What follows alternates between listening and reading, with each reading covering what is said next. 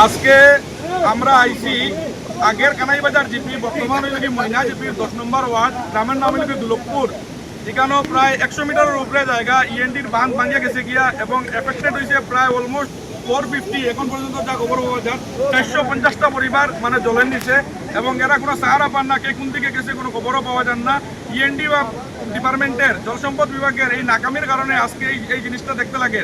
দেখুন সামনে একটা বড় উৎসব মুসলিমদের, জানেন আপনারা ঈদুল আজহা, কিন্তু এই ঈদের প্রাক্কণের মুহূর্তে মানে মানুষের কিতা করতো, মানুষের বিপদের কোনো ইয়ে নাই, চারিদিকে খালি বাঁধ ভাঙ্গার খবর পাওয়া যায়। কিন্তু এই জলসম্পদ বিভাগে কোটি কোটি টাকা সরকারের এই ডিপার্টমেন্টে আছে, কিন্তু এই টাকাগুলো কোন জায়গায় যায়? প্রত্যেকটা বর্ষর মরশুমে দেখা যায় ডিপার্টমেন্টের মানুষ আইন, বিভাগীয় মন্ত্রী আইন।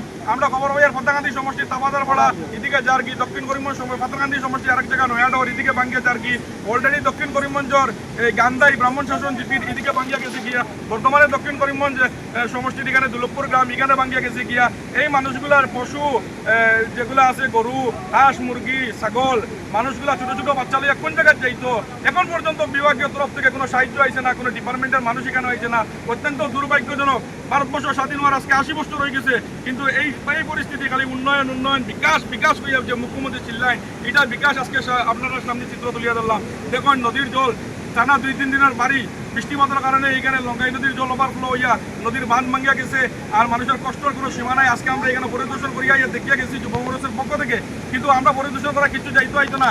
আমরা 1 সপ্তাহ আগে ফাতাকান্দি সার্কেলে একটা মেমোরান্ডাম দিছি যে তাপাদারপাড়া এখানে ইমার্জেন্সি ভাবে কিছু একটা করো, কারণ এখানে জল উপরে দিতে আর কি। কিন্তু এখন আমরা খবর আছে ফাতাকান্দি টাউনের মধ্যে জল ঢুকে ওভারফ্লো হইতে ডেঞ্জারাস হইয়া।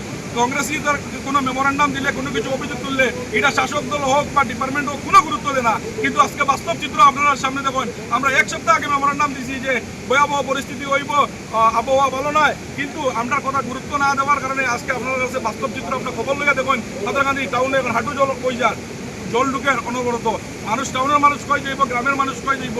পরিস্থিতি ব্যাঘাত করছে। যারা স্বেচ্ছাসেবী সংগঠন এনজিও আছে বিভিন্ন এই করিমগঞ্জ বা বরাকমেজে, আপনারা চাই একটু আগে আইন এই লোকাল মানুষগুলোর একটু সাহায্য করেন। আমরা তরফ থেকে যা পারি সাহায্য করার চেষ্টা করবো। আর ডিপার্টমেন্টের সুদৃষ্টি আকর্ষণ করিয়া কইয়ার জল তো এই মুখে জলের সময় এইব 1 মাসের মধ্যে জল যাবার আপনারা তৈরি করে এই বানটা মেরামতি করার ব্যবস্থা করবা। বর্তমানে 100 মিটার ভাঙি গেছে, আর যে পরিস্থিতি ব্যাকুল ঘটে আগামী মাত্র সন্ধ্যা 5টা বাজতে মনে হয় 200 থেকে 300 মিটার ভাঙিয়ে যাইব গিয়া। পরিস্থিতি কিতা হইয়া দাঁড়াইব বুঝলেন? সামনে আসিমগঞ্জের বাজার, রেল লাইন, সবকিছু সরকারি প্রপার্টি, মানুষের ঘর বাড়ি সবকিছু সার সম্পত্তি ধ্বংস হইয়া যার গিয়া।